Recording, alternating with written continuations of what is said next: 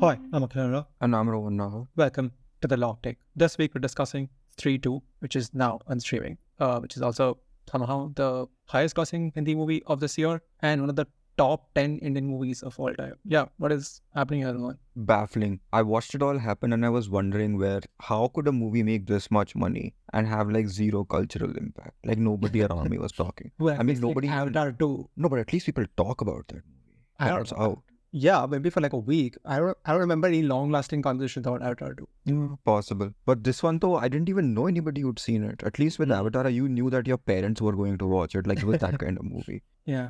So it at least crossed over in that way. This one though, like forget people discussing it. Like nobody I knew even watched it. So I'm Yeah, like I don't remember any like pre-release hype. So what, this movie had great word of mouth? I remember just before it was supposed to come out, they were very, very confident, and you would hear that, oh, this is going to do some crazy business, which was fine because the first one people seem to really like, right? And it's one of those movies that kind of grew in prominence after streaming also, even though it was a hit already. But then, yeah, at least people spoke about that movie. For whatever it's worth, they decided it was popular enough to kind of start a franchise of like shared films. But I don't know, this one, it felt, and when you watch it, you kind of understand why. Like, how do you even discuss this movie with your friends?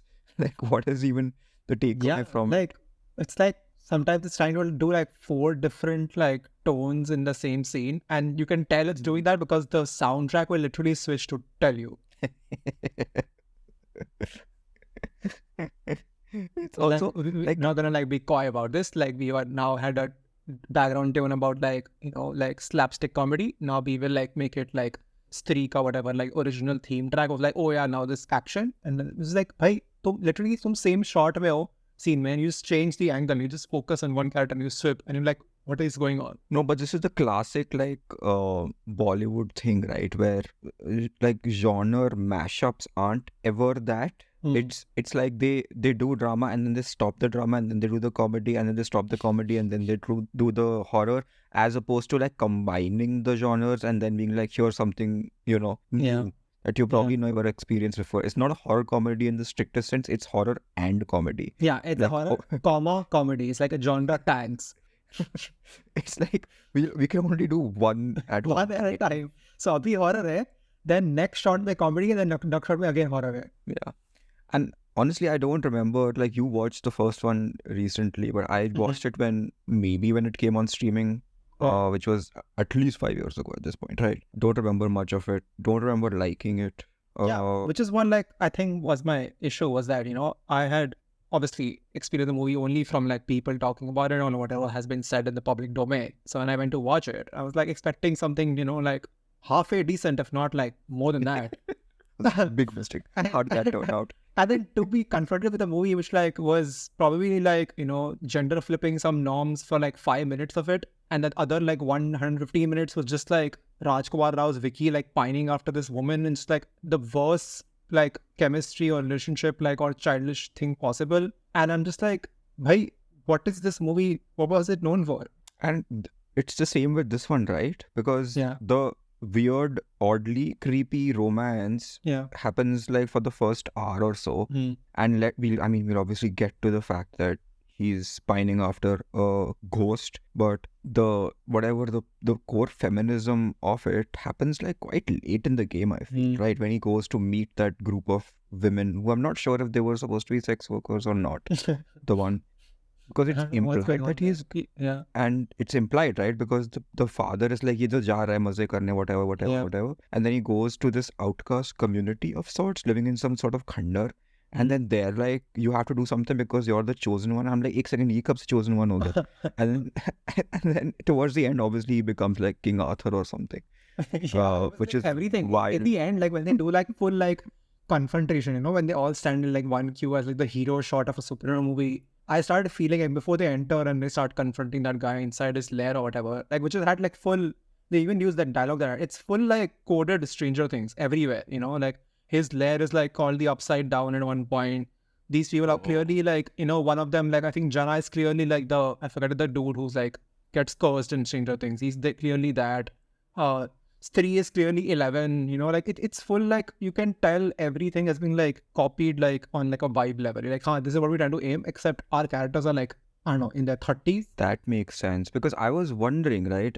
So before the release, I don't know if you know this, they had like a poster which was copied from Stranger Things, right? And that happens very often with these movies. Yeah. And then people complain about it a little bit, and nobody is like really, it doesn't really hold anybody's attention for more than a day or two, right? And even the people who involved, I think, were just like, oh, it's not our fault, marketing ne kara, whatever.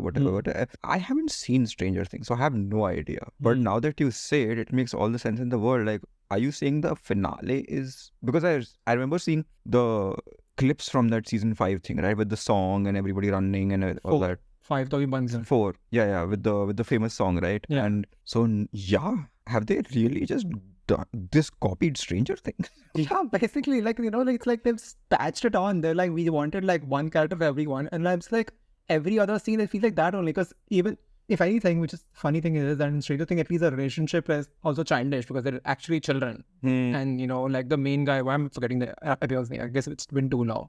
But he's just pining after 11 the entire time. It's the same thing happening here. And there's a there's a random dude who's just like doing his own thing.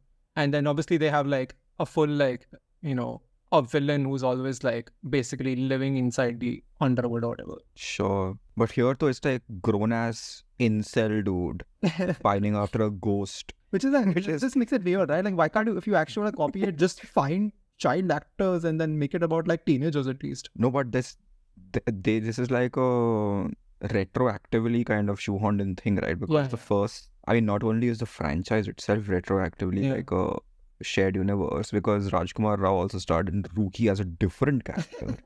Which like really confused the heck out of me, because I have not seen any of these movies until this week. So when I started doing some read-up research, you know, like, kuch lagna chahiye, I'm knowledgeable on the podcast.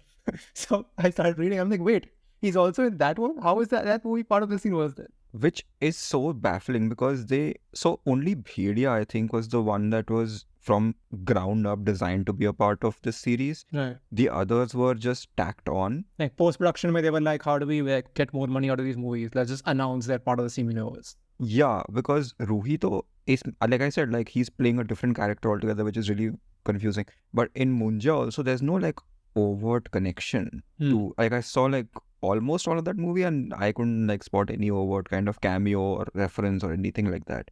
So it felt like, oh, we'll just like pretend that this is part of the universe. Maybe there's a cameo at the end, who knows? It doesn't take, that is not very difficult, right? This one, however, is again like, here the Varun Dhawan comes. Yeah, full crossover scenes. Although I can't tell, like in the finale, is he actually him or is it like a CGI body double of him? No, that looked, the human Varun Dhawan, that looked real. Yeah. No, I'm saying the one that is in the dance songs obviously is very real. But like for a minute when he comes like in the finale, obviously the wolf version is like so fake. It's like you can tell CGI. But like, because for a minute I was like, when he was like lying on the ground as the human version, I was like, he looked like, I also like the other shot is from quite far. He's trying to like, you know, he jumps and transforms into like a wolf. So I was like, that has to be CG. Yeah, so I was like, is even the earlier version like a double? That's why they're shooting it from afar. But maybe I'm just possible. It just looked fake. I mean, I wouldn't be surprised, which is odd considering that, you know, it is, this is the least that you could do if you're making a shared universe, to get one person but kind of share. Like they only got him for the songs and he's not available for like when they're shooting the action scene in front of, I'm guessing, blue screen, because nothing in that underworld is real. I mean, even I'd go so far as to say that even the human beings in that finale are barely human beings. I don't know what is happening. Everybody's just, it's quite confusing, right? Because it's not like you've set up the lore or anything. Which is why when people just like announce like they have new powers, I'm like, okay, I guess I'll just roll with it now, because like you keep inventing this stuff like every minute. Yeah, because initially she says that I have to be sacrificed, I have to die, and then they mine that for 2 minutes and he cries. And then they become like Harry Potter Dementors basically. Yeah, and then she's like, I have this hair that is powerful, which apparently she took from the earlier Stree, and now whatever turns out to be her mother. And the mother, she summons the mother. And then she's like, beach mein, no, you need to use that chaku in the stone. That's going to solve our problems. And then when he does that, no, you have to cut his head in a certain way, and only and when he does this, it just backfires and they like multiply, and I'm just like, okay. Like, I was like, how am I even supposed to be invested in this thing if you keep cheating me every 2 seconds? Yeah. Right? I'm anyway struggling to understand your vibe. It's not the first 15 minutes something. We're talking about the final third. And you have lost me like countless times until this point. I'm struggling to like get through this movie, which has like gone in 7 different directions for the first like 2 acts. Yeah, it's so long. Every scene in this movie is, I would argue, too long. Like literally every scene. And between every scene there is filler, right? It's not like there's a scene which is filler. There's filler inside the scene. Why can't they just do away with that whole Shama nonsense? I feel like गाना डालना तो end में डाल दो ना. Why does they went be a to sort elaborate lengths to put a song, right? To be like, to put her, make her part of the plot of like, how do we entice him? Bhai, he's been coming every night himself. Why do you need to entice him? The dude's been showing up and abducting people non-stop. And apparently it's his like, height of his powers, Mahapuja thing. He's going to show up no matter what you do. Yeah, you don't need to find like a exceptionally pretty woman to dance in like who like, if very I'm talking about small clothes, has an insane age gap with like Pankaj Padi's character, and just struggling to think of their past relationship, how it is not like inappropriate. I'm confused. So is it, chalo, let's assume that they were both consenting adults when it began. But are we supposed to believe that either Pankaj Tripathi is younger than he appears to be? Or if Tamannaah Bhatia is older than she appears to be? I'm sure she must not have been okay with this pairing. Yeah, there is no way in hell. No matter how much I minimize it, there's at least 15 years between them, right? Yeah. Which so means like, if you said they're consenting adults, the first time they met was like, she's 18 and he's like 33 minimum. Which is still weird. Exactly. So it's like, kya ho raha hai idhar? Why could you just like hire an older actress? Why does it have to be Tamannaah? You could just hire an older actress, and then I don't have any of these questions. Because they wanted, screw the character, they wanted somebody to dance. Which is my other problem with this movie, right? This one and the first one is that there's too much lecherous energy in these movies. That's ironic considering what it wants to do. Exactly. I cannot deal with the amount of lecherous energy because this item number happens, and after the item number, Vicky dude will complain that his love interest has abandoned him. But during the item number, he himself has forgotten she exists, and he's dancing this new woman now. Yeah, fully dancing. Everybody dancing. In fact, the director makes a cameo also, and he's like being a chichora next to her. So in the first movie, I'll excuse Vicky because like he hasn't actually like started quote unquote a relationship with like Stree when he starts dancing with Noora Fatehi. But in this one, like he considers himself like purely in love with this woman, right? At this point. So for them to then abandon everything and be like, I'm going to dance with her, literally like, make suggestive gestures. I'm just like, yeah, kya ho raha hai? Ye kya ho raha hai? Upar se, I mean, on paper, they are using this character as like bait, right? Bait. Which is, how... I mean, see, it would be fine if you aren't pretending to be a feminist movie, right? Yeah. I'll be like, whatever, this is what these dudes do. I don't care. Yeah. But now you've gone out of your way to be like, nahi, but Stree is protector, etc., etc. Yeah. But also, Rajkumar Rao is the chosen one. I was like, oh, okay. Did you just... Anyway, very confused. Also, if this movie had been like an hour and 30 minutes, I have full faith that I wouldn't have minded it this much. Because... That's true. Because just be like moving forward all the time, at least. Yeah, because I'm not watching these movies for like some major like life lessons. Commentary. Yeah, or anything. It's... these people are amusing, in short doses, whatever. But then everything is just so stretched to the point where the movie is like actively like challenging you to, are you still interested? Are you still interested? I'm like... Which is why they repeat stuff essentially. I feel like because they stretch everything too long, they're like, people must have forgotten what we said 5 minutes pehle. So in the next scene, which will come 5 minutes later, we must repeat the same thing like word for word. In fairness, they are right. I kept zoning out like, ye kya ho raha hai? And then every 10 minutes, I would like look up and be like, oh yeah, I basically get what's happening. I don't need to be given this information. You have to defeat the headless dude. Got it.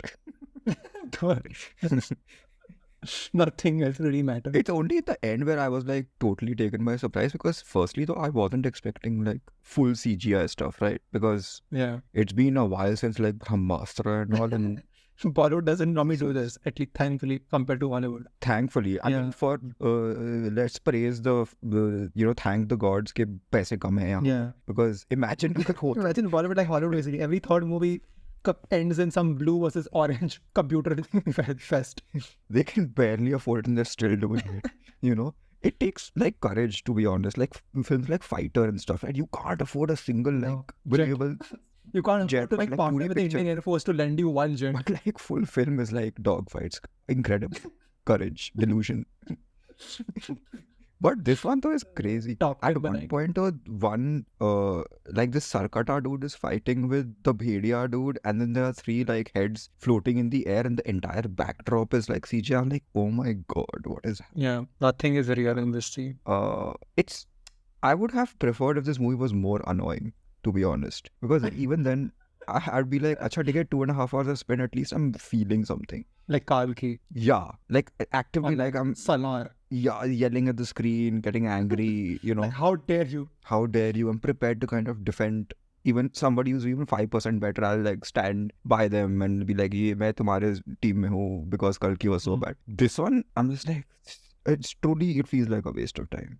Like there's no other way to describe it. Like nothing else I've taken away from it other than I've lost time. And then they want to like do obviously full crossover, because I'm guessing like this is how you extend like the lifeline of a franchise that's going nowhere. Like abhi aur banayenge isse. Like kya ho raha hai? And like there are at least 3 different scenes, and I'm sure one of them is like not canonical, because it makes no sense if it's canonical. To be honest, I checked out. I have no idea. Yeah, I did, but I'm just like, I was trying to keep on. I was like, do you mean for this scene to like be this way? Because if they're then getting introduced, one scene literally like he's trying to like take over. Like what is happening? Are they thinking like they want to like Rajkumar Rao's contract is ending or something, and they want Varun Dhawan to take over? So then they're like, yeah, Varun Dhawan is also now in love with the same woman as the other dude. This is almost like that. I don't know if you read I think Guardian or something ka interview tha with the people who made the franchise, this HBO show, right? They were talking about how it's based on like actual stories they heard from people who worked on Marvel and stuff. And toned down the story. Yeah. And one of the stories was like they shoot multiple versions with different actors, different backgrounds, and different backgrounds. Yeah. Like just in case, like, you know, like some actor kuch issue ho jaye later on, so you can like replace it in post production. This is that version, I guess. Like they're expecting, you know, like Rajkumar will get in some controversy like 2 months down the line, or Ek Saal Baad asked for like too much money for Stree 3. They can just like replace his body and his face with like Varun Dhawan on it. Yeah. They're fully announced also. Can any Varun Dhawan is going to, I don't know, stalk Stree now? Yeah, basically, like I feel like that only. Like he's like taking over the franchise or something like that. I don't know what's happening. Or like this is like a setup basically, I guess, to put Shraddha Kapoor also in Bhedia 2 or whatever, if they want to do that at some point. Yeah, but it comes across as, you know, here's the only way we know how to kind of cross these characters over is by having them fight over the same woman, as opposed to the million other things we could do with like a goddamn werewolf. Yeah. And for a movie to actually have like, I think for of all the annoying characters, like at least the good thing with Shraddha Kapoor's character is that she's not annoying. Like she's sometimes very part of the movie. She just stands in the background and says nothing. But at least you have a character who's like simultaneously sometimes the love interest and sometimes also like the semi-villain. Now also semi-hero. But no, they would find any way to reduce the female character to even a developed character to be like, no, she's the common thing to fight over between 2 mates. What an achievement. If only she was slightly better at her job. It was kind of planned. It's a shame to watch. Yeah. Because most of the time he's also like giving instructions like, Vicky, tumhe wahan jana hai. Vicky, hame ek banna padega. She's too like expositional load character. And she gets like 4 introductions. I'm like, what is happening now? Like literally 4 times they're introducing her. They forgot. They've already done this with the character. Which is what we would like to describe as that Kala nonsense, where they literally forgot that Babil Khan had been introduced 5 minutes ago. They're like, let's do a reveal. Hey, which order are you shooting? Where was the continuity person? Where was the director? Anyway, one of the biggest hits of all time. We haven't touched upon the 3 setup or the middle of the entrance of like Akshay Kumar. Oh my god, how did we forget Akshay Kumar? I think they would like kind of suppress the memory that happened. I completely forgot. He was playing some borderline like rapey dude, right? Yeah, basically.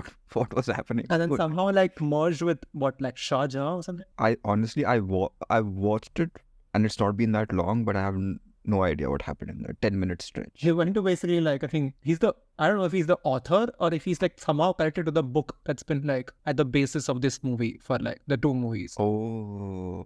That's all I remember. Is that they go to some asylum and they confront the dude and like, bhai tumne kyun bheja ye kagaj? That's it. Can you just imagine how little juice Akshay Kumar has left, because it was, I checked. It gave me full like the rock energy of like, he's like failed everything in life.